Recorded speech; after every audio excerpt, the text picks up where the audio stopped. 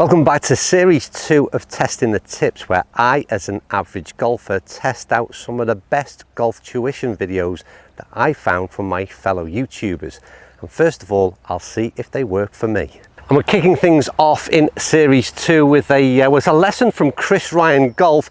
Link will be in the description below, and we're going to be studying this thing. I'm going to find 3 very simple and effective ways of getting that ball onto that green. Right, so like I said, 3 different ways in which to get out of this bunker, but very different shot types. And the first one is, if you're struggling to get out of a bunker, then this is a very simple technique just to make sure that you get from the bunker and onto that green, which is all important.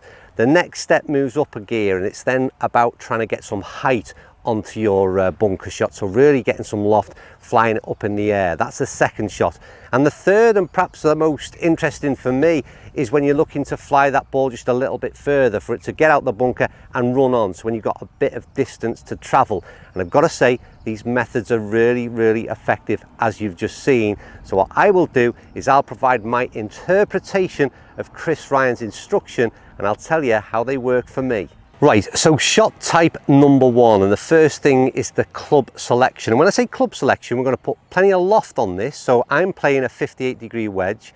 Chris suggests we look at a club with a lot of bounce on it. It's going to help us in terms of that bunker shot. Once we've got the club selection right, it's then about our technique. And the first thing to do is the widening of the stance. And I've got to admit, it was probably a little bit wider than I would normally play. It's then about flaring out those feet. That's the second thing. Ball position is slightly forward of center. So we've got our setup right. The next thing is our weight distribution. And our weight moves forward off our back foot, or off our central position right now, and it moves forward onto our left knee in a right-hander's perspective. And I've got sort of 60% of my weight now over onto that left knee. Address position is very much square up to the flag. We're not opening a stance, we're not getting clever right now. The club head is square, my body and alignment is square to the flag, and that's all we do at this point. We're in our normal position. The next thing is the takeaway, and the takeaway is to, as we go into the backswing, you want to be forming an L shape when you're into that first part of the backswing. So into that L shape, but then it's that downswing and what we're looking to do from there that impacts on how this ball gets out. And what Chris explains is we're looking to enter at the sand behind the ball, so we're looking to hit sand, not ball. And the feeling or the understanding is that you're trying to lift sand and put sand onto the green. So we're not doing anything special right now. We're not going to, the important thing is, again, do not decelerate. You're in your position, you've got your weight slightly forward, you've got the L shape, and then it's into that ball with a normal swing, and feel like we're going to put some sand onto the green. So let's give that one a go.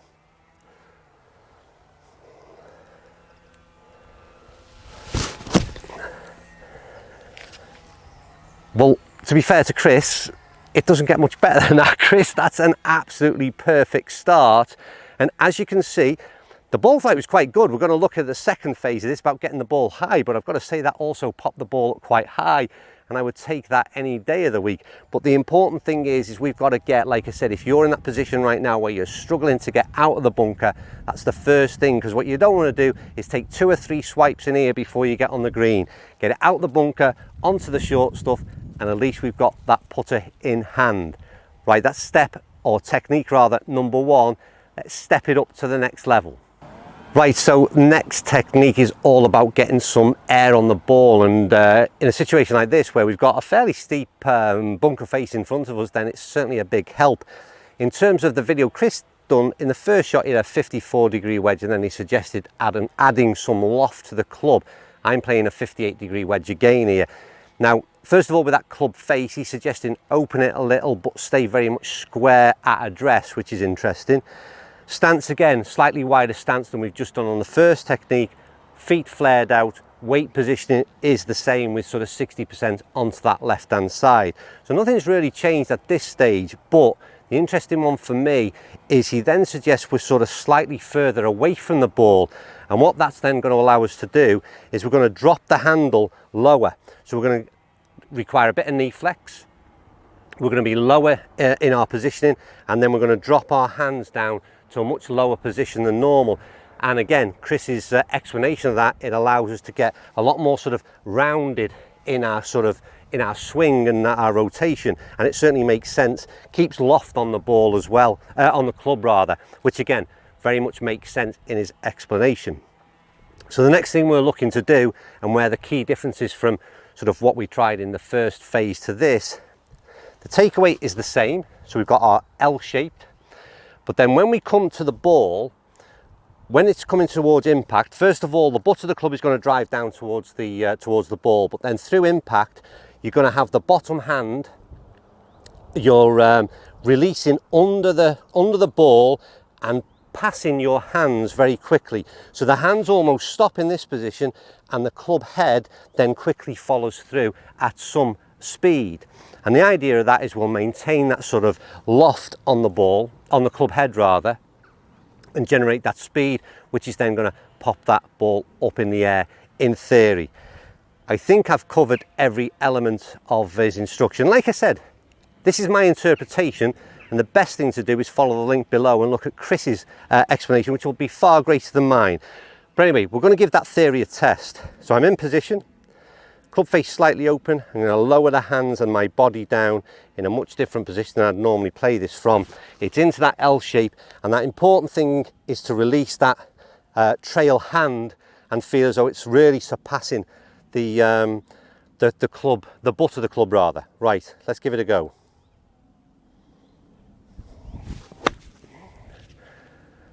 Now again, I've got to admit, I'm really impressed so far, Chris, with your instruction, and I'm pleased with my execution, to be honest with you, because yet again, that's a really good shot and did exactly what we had hoped it would do and that your instruction led to. So it's a real different feeling. I must admit, I had a few practice goes at this one. It's a technique that was different for me personally, but certainly that feeling of the club head passing the hands and the butt of the club through that impact position is alien to me, but it certainly did what you suggested, and that's pop that ball up in the air. Right, that's two techniques down. The third and final one is a real interesting one that is very much of interest to me on a personal level. Right, third and final technique, and the first thing we need is a change of club, because what we're looking to do here is we're looking to get the ball out and we're looking for it to release. We're looking for it to travel a greater distance. So when we play the lofted club, the idea is the lofted club is very much going to come up, come down and pretty much stop. For this kind of shot, we want to get it out onto the green and for it to release and run out. So, change of club, first of all. Chris went to a 9-iron, I'm going to a pitching wedge. Basically, we're taking loft off, but then what he suggests is that we open the club face up just a tad, and then we're going to grip down on the club as well. So that's the first thing in terms of relation to grip and the club face. We then adopt that same wide stance, which has been pretty much prevalent throughout, but we're very much square to target on this one. Again, it's nothing to do with opening the stance or anything like that. Square to target. Club head, although it'll feel slightly open because we just opened it, we're square at address still. The next key difference with this one is about the way in which, well, it's about the follow through, it's about the impact position, I suppose. So in all three of these techniques, we'll grip down a little bit on this one, but in all three, we've sort of got to this L position in the backswing. That's been the same with every technique. The difference has been through the three of them is how we've released that club head, and in this one, it changes again. So you're into the L position, 60% weight still forward, all those things still apply. But there's a difference here in the way we're going to rotate round the body, rotate through the ball rather, and feel like the club head is as far away from us as possible through impact. I mean, I'll be honest with you, this one, like I said, I'm always scared of this shot. I like playing a bunker shot with loft to make sure I get out. So when I'm faced with this kind of shot, it does worry me because I know in theory I should be playing the likes of a pitching wedge, but it always worries me. But anyway, that's it. I mean, technique done. Like I said, into that L shape, and when we swing through the club head this time, we're going to feel like it's as far away from us as possible. Talking's done, and can we make it 3 out of 3? So grip down the club, position is the same.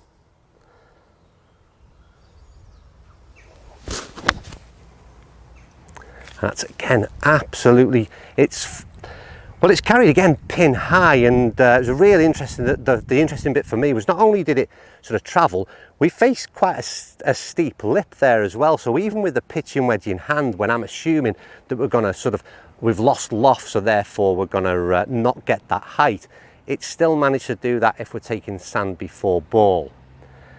I've got 2 ball behind me waiting for me to get out of the bunker, so we'll do an evaluation somewhere else, I think. Well, the evaluation is quite a simple one. It was a great way to start off series 2 of testing the tips. I'm going to reiterate the point, this is my interpretation. Don't forget, I'm not a PGA professional, I'm very much the average golfer, but the idea is that I tried these tips very much like you would do, and try and decipher which are the good and which are the bad. And in this case, I thought Chris Ryan's videos explanations were really good, probably better than mine. So like I said, go and see his original video. There are no magic potions in terms of helping you get out of bunker play. Ultimately, it's about practice, but you need to understand the technique first and foremost of how to get it out.